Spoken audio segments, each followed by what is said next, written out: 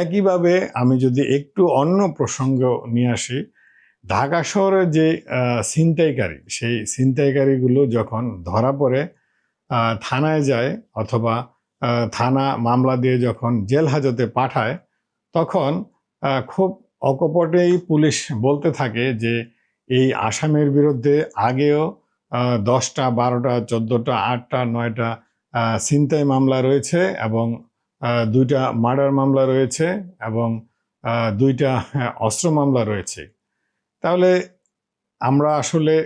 কেন বুঝতে চাচ্ছি না বা কেন আমরা নিজেকে প্রশ্ন করছি না যে একজন মানুষের বিরুদ্ধে যখন 14-15টা মামলা থাকে বা 10-12টা মামলা থাকে, মাদক মামলা থাকে, ছিনতাই মামলা থাকে, অস্ত্রের মামলা থাকে, মার্ডার মামলা থাকে, এই আসামিগুলো কিভাবে জেল থেকে অথবা বিচার ব্যবস্থা থেকে জামিন পেয়ে যায় এবং এসে আবার একই কাজ করে, এর মধ্যে অনেকগুলো কাজ সংগঠিত করার পরে হয়তো সে আবার ধরা পড়ে, আবার ধরা পড়লে হয়তো আবার মামলা হয়।